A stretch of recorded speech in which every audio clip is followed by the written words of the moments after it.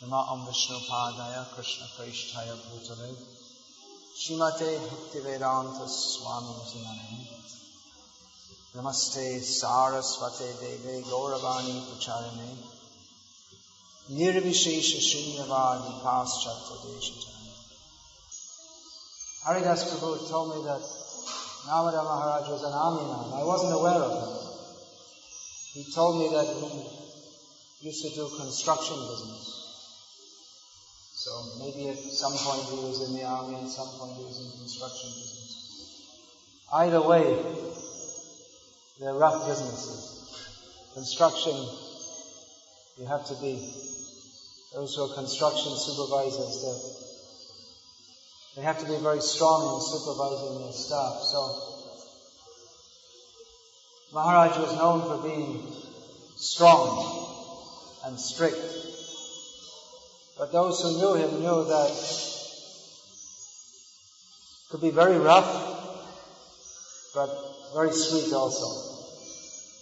I was just speaking with one of my disciples about Narmada Swami. I told him that when I used to come in to visit him, usually he would be like, "Where's that temple? They haven't paid their money. Why don't you tell them to pay their money?" Immediately. As soon as you saw him, the first few times I come, this is too much, I just walk in and it's just so heavy. But then I noticed that each time within about 30 seconds or a minute, you just, you calm down and then very sweet and very nice. So I actually had a very nice, sweet relationship with Narmada Maharaj.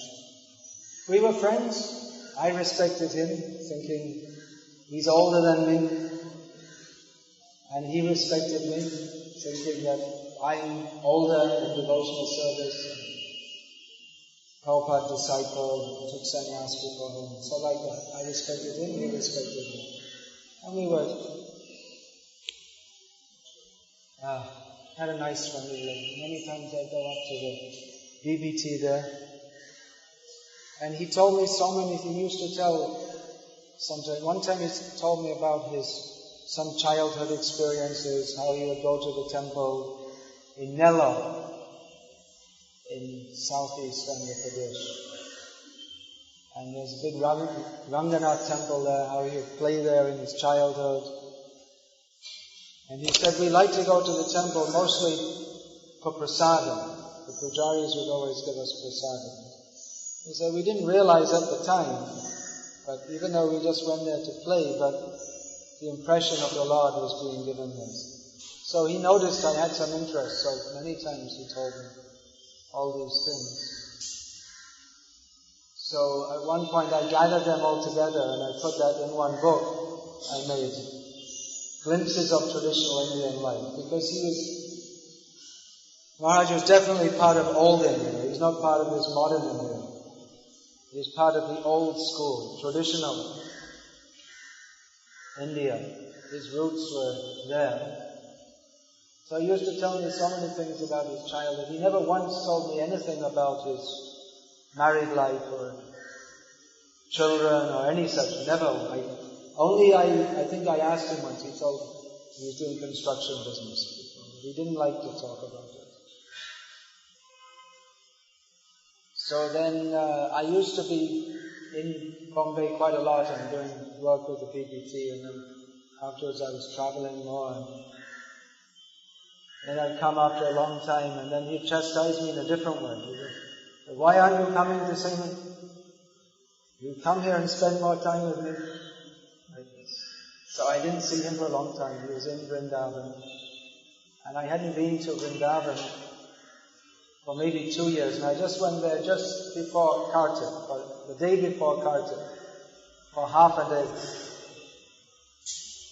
So I thought I should make a point to see Maharaj, thinking that quite likely I might not get the opportunity again, which actually happened.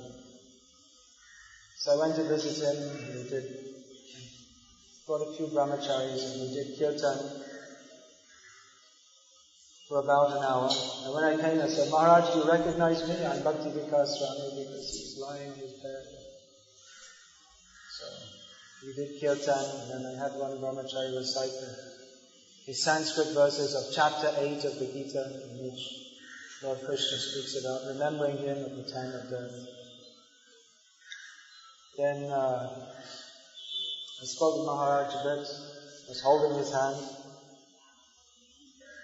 I thanked him, thank you Maharaj for showing such a nice example of taking full shelter of Krishna and having no fear coming to Vrindavan to pass away from this world. So I said, will you please go there and you bless all these brahmacharis that they're serving, they're all distributing books. I told her that he's Maharaj, he's overseeing the production of more books than all of you together could distribute in many lives. Just producing so many books. So I asked them to please bless him. I called them, I put his hand on all their heads. He was happy to do that. Then he could hardly speak, but he just said in a very quiet voice, so kind of you to come here. That's all. So, now he's gone. And if at all we have faith in Krishna, if at all we have faith in Shastra, as Mahamuni Prabhu said, there's no doubt where he's gone. So, we pray for his blessings, that we may follow in his footsteps, and see you later, Maharaj, by your blessings. Hare Krishna.